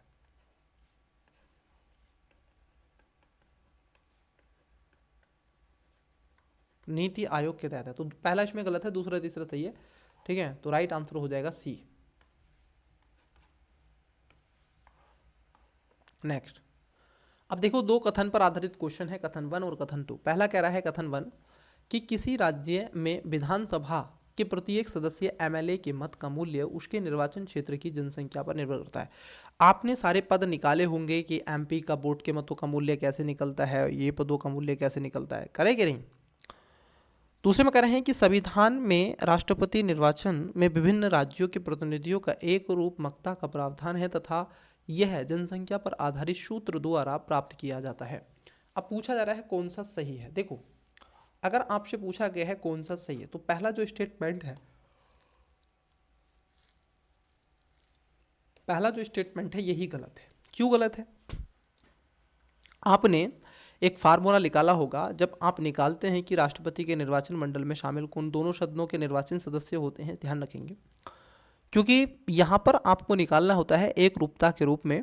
ठीक है, अब क्योंकि जब इसका हम फार्मूला देखते हैं तो फार्मूला जनसंख्या के आधार पर तो होता है, क्योंकि किसी भी राज्य की विधानसभा की जनगणना आप रखोगे तो राज्य की कुल जनसंख्या के आधार पर होता है। तो यहाँ पर रखेंगे कुल जनसंख्या, ठीक है, बटे नंबर ऑफ एमएलए, कितने खड़े हैं, और यहाँ पर 100 से कर देते हैं गुणा। 100 से करते हैं, आई थिंक 1000 से करते हैं, मैं थोड़ा कंफ्यूज हूँ, इसमें करेक्ट कीजिएगा। तो पहला गलत है इसमें। ठीक है, उसके निर्वाचन क्षेत्र की जनसंख्या के आधार पर ये गलत है। ठीक है, प्रत्येक सदस्य, ठीक है, तो पहला गलत है। दूसरा इसमें सही हो जाएगा, तो दूसरा जब सही हो जाएगा, आप ये कह रहे हैं, देखो यहाँ पे आपसे दोनों सही है, नहीं, ये कह रहे हैं दोनों सही है, नहीं, ये कह रहे हैं कि पहला सही है दूसरा गलत है, नहीं, पहला गलत है और दूसरा सही है, तो राइट आंसर डी हो जाएगा। नेक्स्ट देखिए क्वेश्चन क्या है। क्वेश्चन बताइएगा 75। भारत के महाधिवक्ता, मतलब कि आप देखोगे सॉलिसिटर जनरल के बारे में आपसे पूछा गया है। अब पहला है महाधिवक्ता की नियुक्ति भारत के महान्यायवादी द्वारा की जाती है। दूसरा, भारत के संविधान में महाधिवक्ता के पद का उल्लेख नहीं है। बताइएगा इसका करेक्ट आंसर क्या है। आपने पढ़ा होगा एजी अटॉर्नी जनरल के बारे में, महान्यायवादी, के बारे में आपने ज़रूर सुना होगा, संविधान का आर्टिकल्स आपने 76 सुना होगा। तो महाधिवक्ता की नियुक्ति कौन करता है? महान्यायवादी करता है। ये बात गलत है, क्योंकि इनकी अगर नियुक्ति की बात कर लें तो संविधान में इसका कोई स्पष्ट उल्लेख नहीं है, और ये दूसरा सबसे बड़ा कानूनी अधिवक्ता के रूप में इसको जाना जाता है। ये भी आपको ध्यान में रखना है, ठीक है। इसकी नियुक्ति के लिए मंत्रिमंडल समिति होती है जो सिफारिशें करती हैं, और राष्ट्रपति के द्वारा इसकी नियुक्ति की जाती है। किसके द्वारा की जाती है? महान्यायवादी के द्वारा नहीं, राष्ट्रपति के द्वारा, ठीक है, राष्ट्रपति के द्वारा होता है। तो पहला गलत है। दूसरा सही है, इसका कोई ऐसा उल्लेख नहीं किया गया है, तो राइट आंसर बी हो जाएगा। जबकि आप देखोगे जो अटॉर्नी जनरल होते हैं उनके लिए एक आर्टिकल है 76, उसकी चर्चा उसकी मतलब कि उनकी की गई है वहाँ पे। बताइएगा विचार करके। पूछा गया है विधानसभा सदस्य की निर्भरता के उपयुक्त मानदंडों में से कितनों का उल्लेख भारतीय संविधान में किया गया है? भारतीय संविधान में किसका? विधानसभा के सदस्यों का। बताओ।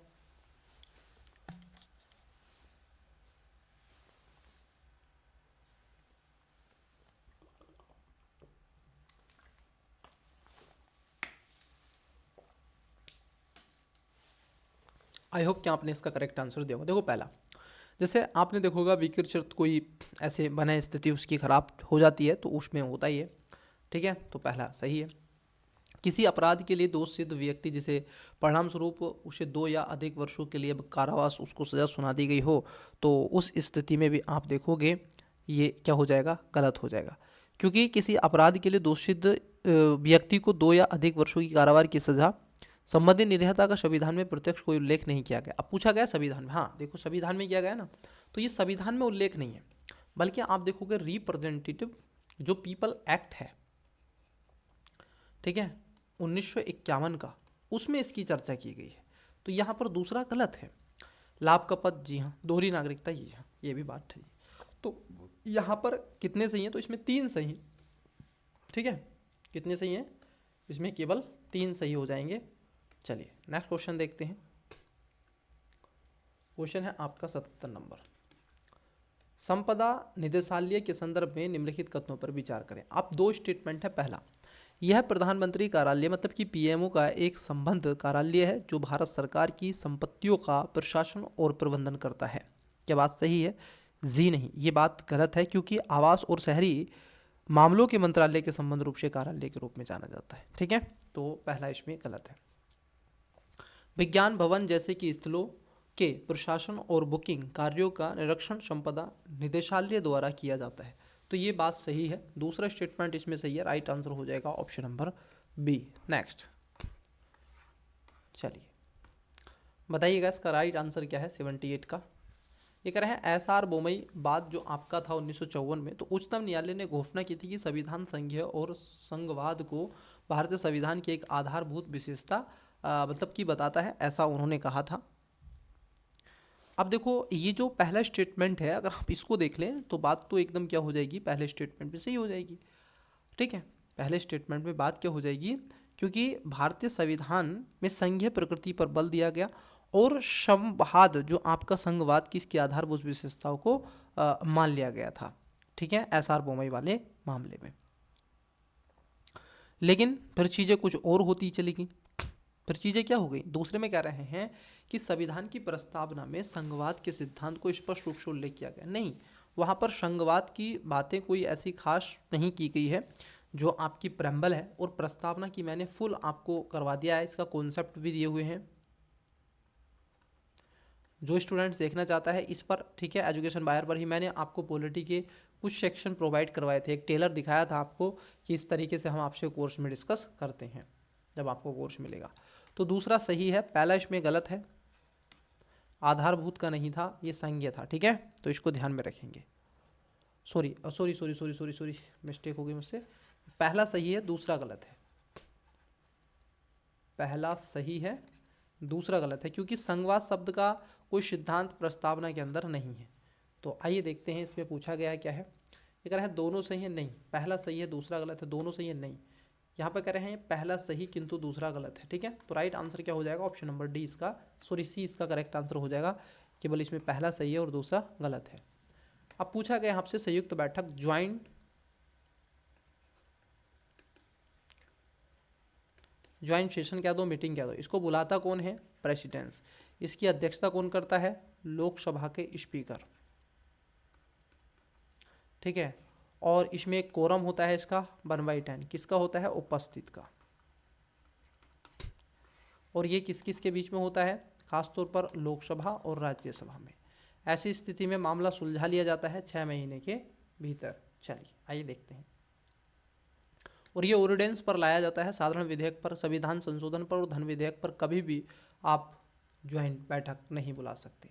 पहला है कि भारतीय संसद में धन विधेयक के लिए संयुक्त बैठक का आयोजन नहीं किया जा सकता। देखो, अगर हम देखें कि भारत में जब आप इसकी बात करते हैं कि सर जो मनी बिल होता है उस पर संयुक्त बैठक तो नहीं आ सकती, तो बात सही है, क्योंकि अगर ऐसा होने लगा तो सरकार को फिर पैसा नहीं मिलेगा। दूसरा है कि धन विधेयक केवल लोकसभा में ही प्रस्तुत किया जा सकते हैं तथा राज्यसभा के पास इसके संबंध में सीमित शक्तियाँ। अब जरा इस बात को जरा समझो, ये बात एकदम सही है, ठीक है। ये संयुक्त बैठक की बात हो रही है और ये बात एकदम सही हो जाएगी, ठीक है। तो दोनों बातें सही हैं यहाँ पर, ठीक है। और ये इसकी कुछ कुछ सही व्याख्या भी करता है। तो दोनों कथन सही हैं और ये इसकी सही व्याख्या भी करता है, ठीक। धन विधेयक के मामले में मैंने आपको बड़े विस्तार से चर्चाएं कर दी हैं, क्योंकि अब बहुत बार मैं इसकी चर्चाएं कर चुका हूं, तो इसलिए मैं थोड़ा एक्सप्लेन आपको इस वाली क्लासेस में कम कर रहा हूं। नेक्स्ट, लोकसभा के विघटन पर विधेयकों के व्यापक गति होने के संदर्भ में निम्नलिखित कथनों पर विचार करें। लोकसभा के विघटन पर, अब देखो दो स्टेटमेंट है। लोकसभा में लंबित विधेयक उसके विघटन पर व्याप्तगत हो जाते हैं, मतलब कि ऐसा होता है कि वो जो जितने भी आपके विधेयक होते हैं वो भी क्या हो जाते हैं? व्याप्तगत हो जाते हैं। बात एकदम सही है। दूसरे में कह रहे हैं यदि कोई विधेयक राज्यसभा में लंबित है किंतु लोकसभा द्वारा पारित नहीं हुआ है तो वह लोकसभा के विघटन पर व्याप्तगत होता नहीं। अगर मान लीजिए कोई पारित भी कर दिया लोकसभा से और राज्यसभा में लंबित है तो तब भी नहीं होगा, तब वो 30 दिन तक समय दिया जाएगा। जो नेक्स्ट, ठीक है, मंत्रिपरिषद होगी, गवर्नमेंट बनेगी, उसको ये राइट दिया जाएगा कि वो उस पर निर्णय दे। पूछा सही तो केवल पहला सही है, इसमें दूसरा गलत हो जाएगा। नेक्स्ट क्वेश्चन है 81 नंबर क्या कह रहा है, जरा देखिएगा अच्छे से, बताइएगा। 81 पर थोड़ा फोकस कीजिएगा, करेक्ट आंसर देने का प्रयास कीजिएगा। 81 नंबर ये कह रहे हैं भारत में लोकसभा अध्यक्ष। अब इसका आंसर आप मुझे कमेंट्स में दो। लोकसभा अध्यक्ष पर मैंने आपसे बहुत बार चर्चा कर दी है तो अननेसेसरी होगा। भारत में लोकसभा अध्यक्ष के संदर्भ में आपसे पूछा है। 3 स्टेटमेंट है। अध्यक्ष अलग से शपथ ग्रहण और प्रतिज्ञा करता है, क्या अलग से कोई इसको ग्रहण दिया जाती शपथ? दूसरे में क्या अध्यक्ष का चुनाव लोकसभा के सदस्य अपने मध्य से कर लेते हैं, मतलब कि करते हैं। तीसरे में कह रहे हैं केवल लोकसभा द्वारा पूर्ण बहुमत से पारित प्रस्ताव द्वारा ही पद से हटाया जा सकता है। पूछा है सही नहीं है, बताओ कौन सा इसमें सही नहीं है। अच्छा क्वेश्चन पूछा है, कौन सा सही नहीं है ये आपको बताना ही पड़ेगा।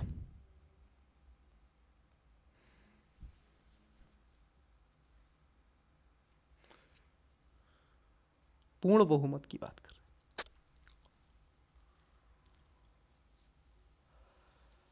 तत्कालीन सदस्यों का प्रभावी बहुमत से हटाया जा सकता है। बताना इसका करेक्ट आंसर 81 का कमेंट्स करना। नेक्स्ट पूछा जा रहा है आपसे राष्ट्रीय क्षेत्राधिकार से परे जैव विविधता संधि के बारे में पूछा गया। पहला, यह एक विधिक रूप से बाध्यकारी संधि है, मतलब कि जो जैव विविधता संधि है ये ऐसी है जो कि वाइंडिंग संधि के रूप में जानी जाती है कि एक बाध्यकारी संधि है या नहीं, ये आपको बताना था। तो बात एकदम सही है, क्योंकि अंतर्राष्ट्रीय रूप पर यह संधि कानून रूप से बाध्यकारी है और ये पहले वाला स्टेटमेंट सही है। BVN जे संधि महासागर के उस भाग को शामिल करती है जो किसी देश के अनियन आर्थिक क्षेत्र से परे स्थित है, मतलब कि अनियन जो आर्थिक क्षेत्र है उससे भी परे आपको देखने के लिए मिलती है। तो यहाँ पर दूसरा जो स्टेटमेंट हो जाएगा आपका वो भी सही हो जाएगा। भारत ने इस संधि पर हस्ताक्षर इसकी पुष्टि कर दी। देखो भारत ने अभी इस पर क्या है हस्ताक्षर नहीं किए हैं, अपने ध्यान में रखना, इस चीज़ को कंफ्यूज नहीं होना है, ठीक है। भारत ने इस पर हस्ताक्षर नहीं किए। ये चर्चाओं में इसलिए रही क्योंकि 2024 में मार्च 2024 में बेल्जियम में राष्ट्रीय स्तर पर जैव विविधता बायोडाइवर्सिटी बियॉन्ड नेशनल जुडिस्डिक्शन जो आपकी लाई गई थी, उस पर ब्लू लीडर्स उच्च स्तरीय कार्यक्रम आयोजित किया गया था, तो इसलिए चर्चाओं में ये आई थी, ठीक है। तो भारत ने अभी इस पर क्या है अपने हस्ताक्षर नहीं किए हैं, तो तीसरा स्टेटमेंट आपको क्या है, गलत है। पूछा है कौन सा ऐसे सही है, तो तीसरा गलत हो जाएगा। अब ऐसे इसका आंसर आ जाएगा 1 और 2 दोनों। नेक्स्ट,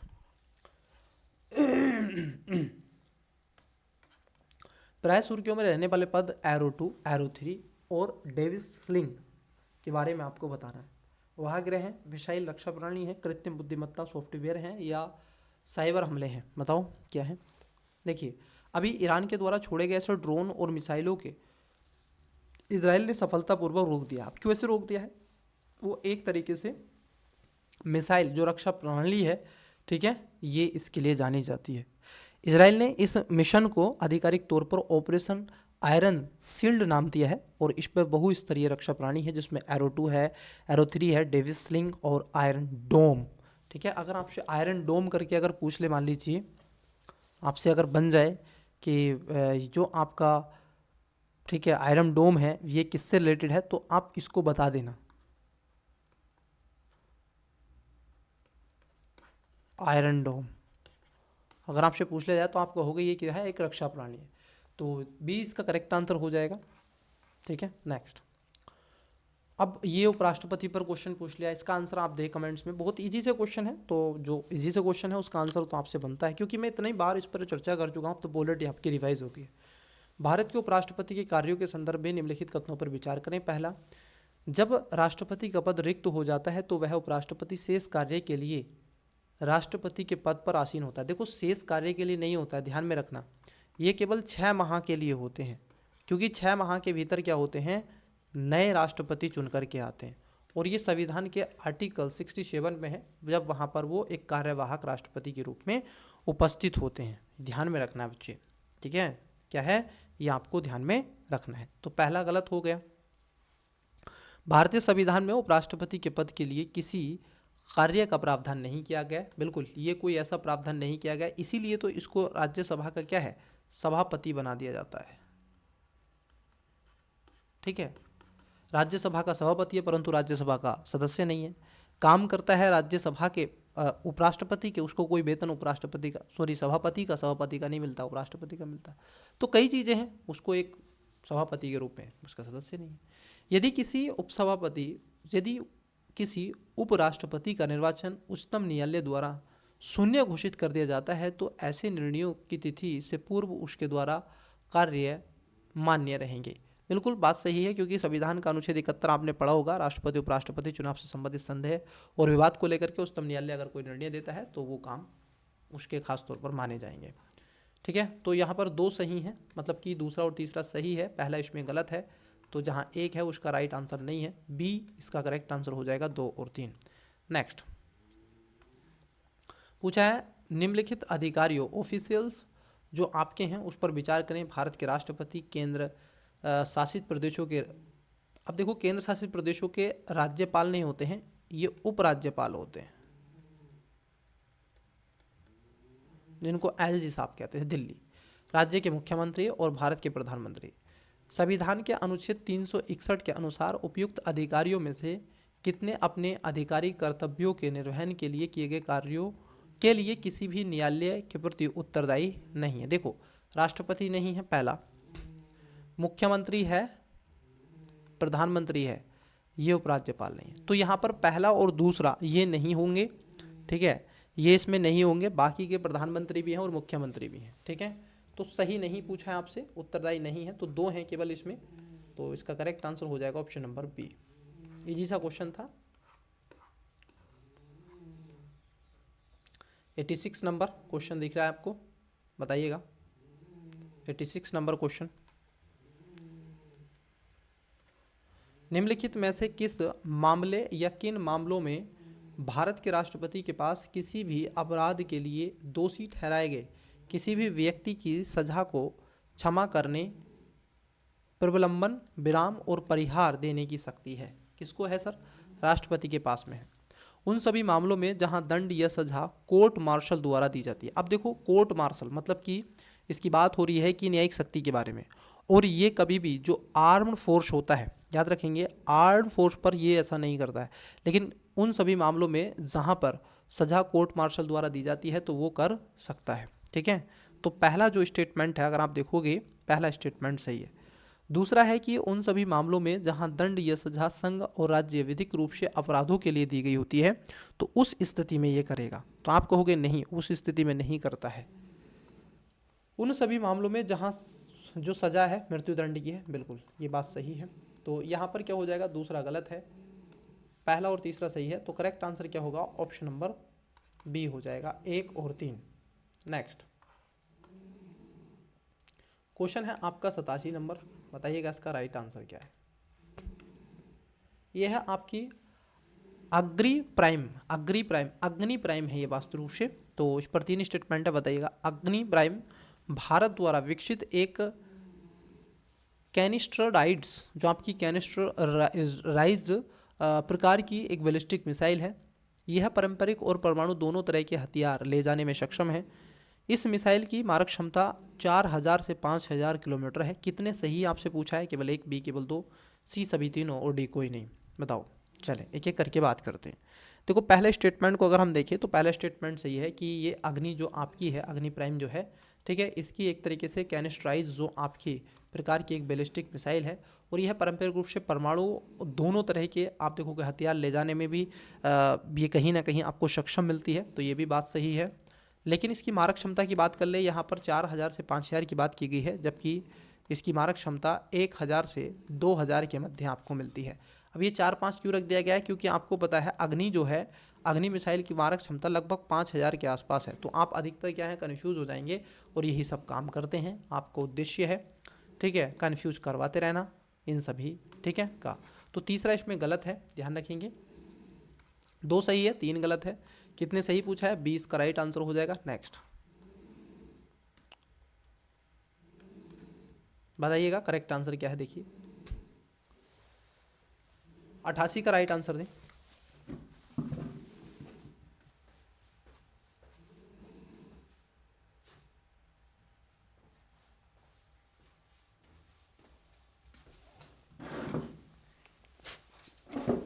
अठासी का करेक्ट आंसर दें। देखिए ये कह रहे हैं आपसे, केंद्र द्वारा राज्य सरकारों को दिए जाने वाले अनुदानों के संदर्भ में निम्नलिखित कथनों पर विचार करें। अब क्या है, कई बार केंद्र सरकार क्या करती है, राज्य सरकार को अनुदान देती है, ग्रांट देती है, ठीक है, ऐड देती है। पहला है, संविधान केंद्र सरकार को उन राज्यों को अनुदान देने का अधिकार देता है जिन्हें वित्त सहायता की आवश्यकता होती है। क्या ऐसा है? जी हाँ। वैधानिक रूप से अनुदान देना, बिल्कुल ये केंद्र सरकार का एक पार्ट माना जाता है। एक आर्टिकल है, आपने वो आर्टिकल पढ़ा होगा क्योंकि आप पॉलिटी के स्टूडेंट्स रहे हैं, आर्टिकल 275। इसमें कहा गया है कि वित्तीय सहायता की आवश्यकता वाले राज्यों को भारत की संचित निधि से अनुदान देने का अधिकार होता है। तो ये बात सही है। कहाँ से दिया जाएगा? जो आपकी संचित निधि है। दूसरे में कह रहे हैं, अनुच्छेद 282 के तहत विवेकाधीन अनुदान किसी भी लोक प्रयोजन के लिए दिया जा सकता है। ये बात भी सही है, ऐसा इसमें कोई दुराग्रह नहीं है। तो यहाँ पर आपका दूसरा स्टेटमेंट भी सही हो जाएगा, ठीक है। तो पहला सही है, दूसरा सही है। पूछा है कौन से सही है, तो सी इसका राइट आंसर हो जाएगा। नेक्स्ट, अनुदान के प्रकार दे के रखे हैं और अर्थ दे के रखा है। जैसे ये कह रहे हैं अनुपूरक अनुदान है, अतिरिक्त अनुदान है, अधिकृत अनुदान है। चलिए एक एक करके बात करते हैं। देखो, पहला आपसे पूछा जा रहा है कि अनुदान कई तरीके के होते हैं। तो पहले की बात कर लें, जैसे अनुपूरक अनुदान है, तो यह अनुदान तब दिया जाता है जब किसी विशेष सेवा के लिए आवंटित धनराशि उस वित्त वर्ष के दौरान क्या हो जाए, अपर्याप्त हो जाती है। तो उसको हम अनुपूरक अनुदान कहते हैं। अनु मतलब और, पूरक मतलब कि उसके रूप में, और अनु मतलब 2 और पूरक मतलब कि ज़्यादा, फिर से दोबारा। अतिरिक्त अनुदान की अगर हम बात कर लें तो अतिरिक्त अनुदान, यह अनुदान तब दिया जाता है जब बजट प्रस्तुत करने के समय अनुमानित न की गई नई सेवाओं पर व्यय को पूरा करने की आवश्यकता होती है, जिससे आपका जो बजट डेफिसिट का बन जाता है। तो ठीक है, पहला भी सही है, दूसरा भी सही है। अधिक अनुदान जो होता है, अगर हम इसकी बात कर लें तो अधिक अनुदान को अगर आप देखेंगे तो यह अनुदान जब दिया जाता है जब किसी विषय वित्त वर्ष के लिए व्यय मूल के रूप में आवंटित राशि से अधिक हो जाता है। तो ये बात भी क्या हो जाएगी, सही हो जाती है। कितने युग्म सुमेलित हैं, तो आपको होगा सी, इसमें तीनों युग्म आपके सुमेलित हो जाते हैं। नेक्स्ट, पूछ रहे हैं आपसे, हाल ही में सुरक्षा पर कैबिनेट समिति के बारे में एडवांस मीडियम कॉम्बैक्ट एयरक्राफ्ट्स परियोजना को मंजूरी दी है। इस संदर्भ में AMCA से संबंधित निम्नलिखित कथनों पर विचार करें। पहला है, यह स्वदेशी रूप से डिजाइन किया गया 5वीं पीढ़ी का बहुउद्देशीय लड़ाकू जेट है। बहुत अच्छा क्वेश्चन पूछा बच्चे ये आपसे, क्योंकि ये करंट में बना हुआ है। इसको DRDO के द्वारा और एरोनॉटिक्स डेवलपमेंट्स एजेंसी के द्वारा इसको क्रियान्वित किया जा रहा है। ठीक है, ये बात सही है। तो पहला इसमें सही है कि एक 5वीं पीढ़ी का बहुउद्देशीय लड़ाकू जेट है। दूसरे में कह रहे हैं, इसमें दुश्मन के रडार से बचने के लिए उन्नत गोपनीय तकनीक का उपयोग भी किया गया है। जी हाँ, इसमें खास तौर पर आप देखोगे कई तरीके की तकनीक का इसमें उपयोग किया गया है, इसमें कोई दुराग्रह नहीं है। तो यहाँ पर दूसरा भी सही है। वर्तमान में USA एकमात्र ऐसा देश है जिसके पास 5वीं पीढ़ी का लड़ाकू जेट विमान है। अब जो तीसरा स्टेटमेंट है ये आपका गलत हो जाएगा, क्योंकि इसके पहले कई देशों के पास में है। ठीक है, कई देशों के पास में आपको मिलेगा, जैसे आपको चाइना के पास में मिलता है, रूस के पास में मिलता है। तो ये 5, ठीक है, एकमात्र नहीं है। इसके अलावा USA तो है ही, USA के साथ साथ आप देखोगे चाइना है, रसिया है, रूसिया, ठीक है, ये भी है। तो तीसरा इसमें गलत है। ठीक है, तो पहला और दूसरा सही है। पूछा आपसे कौन सा सही है। ठीक है, तो A, B इसका करेक्ट आंसर हो जाएगा, तीसरा इसमें गलत है। चलिए नेक्स्ट। इस टेस्ट में कुछ समझाने लायक चीज़ें बहुत कम हैं, क्योंकि पॉलिटी के लगभग मैं जितने भी टेस्ट करवाए हूँ आपको सारी चीज़ें समझाई हैं, और मुझे लगता है कि आपका रिवीजन वहाँ से फुल हो गया है। और कोई ज़्यादा नहीं, आपको अपना एक बार नोट्स और देख लें, बस 2-1 बार जितना हो सके। बाकी का तो अब मुझे लगता है कि आपकी एक्यूरेसी पॉलिटी में इतनी आ गई है कि बस पूछो मत, क्योंकि इतने टेस्ट दे चुका हूँ आपको। भारत के महान्यायवादी के संदर्भ में निम्नलिखित कथनों पर विचार करें। फिर से अटॉर्नी जनरल, संविधान का आर्टिकल कितना 71, 76, राष्ट्रपति को अधिकार, सारी चीज़ें। तो इसका राइट आंसर करें कमेंट्स। पहला है, भारत के महान्यायवादी के रूप में नियुक्त होने वाले व्यक्ति को उच्चतम न्यायालय के न्यायाधीश के लिए पात्रता होनी चाहिए। 2, भारत के संविधान में उनके पद की अवधि का प्रावधान नहीं किया गया है। अब यहाँ पर पूछा गया सही, बहुत इजी सा क्वेश्चन है अटॉर्नी जनरल के बारे में। ठीक है, बता दीजिएगा। नेक्स्ट 92 नंबर पे कह रहे हैं आपसे, शंकराचार्य जो मंदिर है उसके बारे में। यह मंदिर कश्मीर घाटी में स्थित है। बहुत बेहतरीन क्वेश्चन पूछा है। देखो, अगर हम इस मंदिर की बात कर लें तो श्रीनगर में खास तौर पर है ये मंदिर, तो कश्मीर में है। बढ़िया। यह मंदिर भगवान शिव को समर्पित है। अगर हम देखें तो ये लगभग 200 ईसा पूर्व पहले बनाया गया और लगभग 1000 फीट ऊंचाई पर स्थित है, और जो भगवान शिव को समर्पित है, ये भी सही है। यह प्राचीन मंदिर स्वदेशी नागर शैली पर बनाया गया। देखो, ये नागर शैली पर नहीं, बल्कि आप देखोगे इसमें कश्मीरी वास्तुकला शैली पर बनाया गया है। किस पर बनाया गया है? कश्मीरी वास्तुकला शैली पर बनाया गया है, और इसमें मेहराब भी आपको मिलेगा, घोड़े के नाल के आकार की मेहराब पैटर्न आदि इत्यादि मिलते हैं। ठीक है, तो ये भी ध्यान में आपको रखना है। मंदिर की चौकोर इमारत से नीचे इसको तहखाना भी निर्मित किया गया है। तो तीसरा इसमें गलत है। पूछा है कितने सही हैं, तो आपको हो गए इसमें केवल 2 सही हैं, पहला और दूसरा। नेक्स्ट,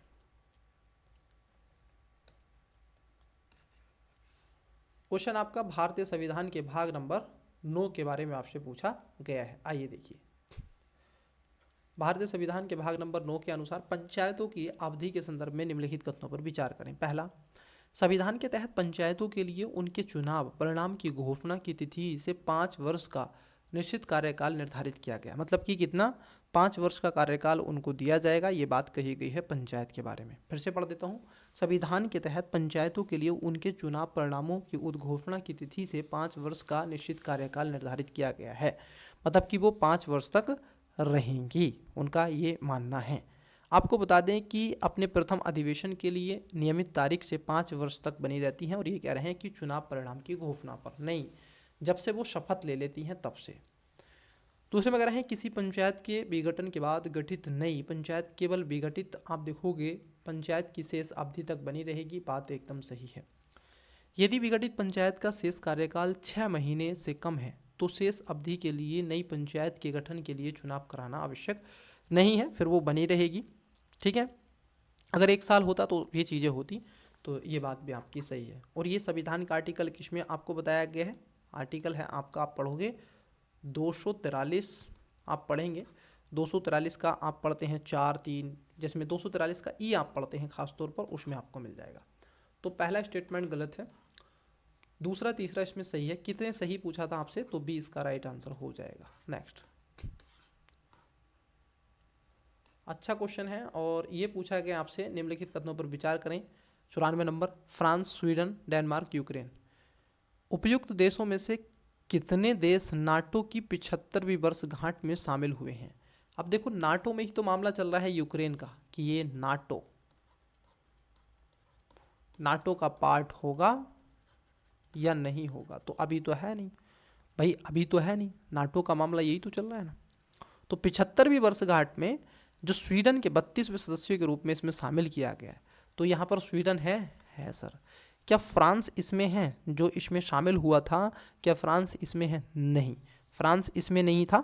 और इन सब के अलावा डेनमार्क भी इसमें नहीं था। यूक्रेन के ऊपर तो बार चल रहा है, तो केवल एक इसका राइट आंसर होगा, केवल एक। ठीक है, केवल एक इसका करेक्ट आंसर हो जाएगा, नाटो। नेक्स्ट, दो संगठन है, एक यूरोपियन यूनियन है, एक नाटो है, इन दोनों को एक बार पढ़ लीजिएगा। निंदा प्रस्ताव, ये निंदा प्रस्ताव केवल लोकसभा में ही लाया जाता है और ये विपक्ष के द्वारा लाया जाता है। ठीक है, इसके तहत निंदा की विशिष्ट शिकायतों के बजाय उसके सामान्य कारणों को वर्णित किया जाता है। इससे राज्यसभा में प्रस्तुत नहीं किया जा सकता। निंदा प्रस्ताव पारित होने पर सरकार या मंत्री द्वारा त्यागपत्र देना आवश्यक नहीं है। देखो, जब निंदा प्रस्ताव हो जाता है तो फिर उनको अविश्वास प्रस्ताव को लाना होता है। ठीक है, तो पहला गलत है कि इसके तहत निंदा विशिष्ट शिकायतों के बजाय सामान्य कारणों को वर्णित करता है। ऐसा नहीं है, सामान्यों को नहीं बल्कि विशिष्ट को रखने का प्रयास किया जाता है। यह राज्यसभा में प्रस्तुत नहीं किया जा सकता, ऐसा भी गलत है। हालांकि ये लोकसभा में ही खासतौर पर लाए जाते हैं ऐसे प्रस्ताव, लेकिन ये अनिवार्य नहीं है कि असंतोष ऐसे बिंदु हो सकते हैं जिसको यहाँ पर भी लाया जा सकता है। ठीक है, निंदा प्रस्ताव राज्यसभा, भारतीय संसद के ऊपरी सदन के साथ साथ लोकसभा निचले सदन में भी पेश किया जा सकता है। विशिष्ट सदन तक सीमित नहीं होता है, लेकिन इसको आप ला सकते हैं दोनों में। ठीक है, तो लोकसभा और राज्यसभा दोनों में आता है, तो यहाँ पर ये गलत है। ठीक है, निंदा प्रस्ताव पारित होने पर राज्य सरकार को आवश्यकता नहीं है कि वो अपना इस्तीफा दे दे मंत्री को, ये बात सही है। तो पूछा है कौन सा सही नहीं है, तो कितने सही नहीं है, पहला और दूसरा इसमें सही नहीं है, तीसरा इसमें सही है। तो इसमें जो करेक्ट आंसर हो जाएगा बी, इसमें दो क्या है आपके सही नहीं है। 96 नंबर क्वेश्चन आपको आपकी स्क्रीन पर दिख रहा है। भारत सरकार के निम्नलिखित संगठनों और विभागों पर विचार करें। परमाणु ऊर्जा विभाग, अंतरिक्ष रक्षा विभाग, राष्ट्रीय आपदा जो आपका प्राधिकरण है, national disaster management authority, cabinet सचिवालय। उपयुक्त विभागों से कितने सीधे भारत सरकार के प्रधानमंत्री के अधीन कार्य करते हैं। देखो, एक तो आपका ऊर्जा परमाणु विभाग जो है ये इनके तहत ही काम करता है, इसमें कोई दोहराग्रह है ही नहीं। ठीक है, ये तो इनके तहत काम करता है। वहीं अगर आप देखोगे जो अंतरिक्ष है ये भी इनके तहत ही आता है, प्रधानमंत्री के द्वारा। ये जो आपका है नेशनल डिजास्टर मैनेजमेंट अगर अथॉरिटी की बात कर लें तो ये क्या है कि इसको बदल दिया गया है। ये अब खास तौर पर 2005 के बाद में ये गृह मंत्रालय के तहत काम करता है, होम मिनिस्ट्री के तहत। ठीक है, तो तीसरा गलत है। कैबिनेट जो सचिवालय है, अगर आप कैबिनेट सचिवालय को देखेंगे ये प्रधानमंत्री के अधीन ही क्या करता है, कार्य करता है। तो कितने हो गए इसमें, 3 हैं ऐसे जो प्रधानमंत्री के, ठीक है, तहत काम करते हैं, इनके अध्यक्षता में काम करते हैं। नेक्स्ट क्वेश्चन है आपका 97 नंबर, बताइएगा। ये कथन 1 और कथन 2 पर आपको देके रखा है। किसी राज्य में मंत्रियों के वेतन और भत्ते संविधान संबंधित राज्य विधानमंडल द्वारा निर्धारित किए जाते हैं। बिल्कुल सही बात है, क्योंकि वे वो कहाँ से आएंगे, वो कहाँ से वेतन भत्ते आएंगे, वो उसी से आएंगे। अब यहाँ पर कह रहे हैं दूसरे में कि एक मंत्री केवल वही वेतन और भत्ते प्राप्त करता है जो राज्य विधानमंडल का सदस्य को दिए होते हैं। ऐसा नहीं है, ऐसा नहीं है। विधानमंडल के सदस्यों को किसी को ज़्यादा भी हो सकते हैं, कम भी हो सकते हैं। भाई एक मंत्री को राज्य विधानमंडल के सदस्यों को दिए वेतन और भत्ते होते हैं, लेकिन इन मूल परिश्रमों के अलावा जैसे मंत्री और कई मामलों को भी हकदार होते हैं। तो ये तो गलत है, पहला इसमें सही। ठीक है, तो पूछा आपसे कौन सा सही है। अब दोनों तो सही होंगे नहीं कदापि, क्योंकि दूसरा गलत है। तो आंसर ए नहीं है, आंसर बी नहीं है, पहला सही है और दूसरा गलत है, आंसर डी नहीं है, तो सी इसका राइट आंसर हो जाएगा। फिर से क्वेश्चन पूछ लिया गया राज्यसभा के संबंध में। अब इतने इजी और इतने विशिष्ट क्वेश्चन पूछोगे तो बच्चे तो आपको मार्क्स देंगे ही लाके।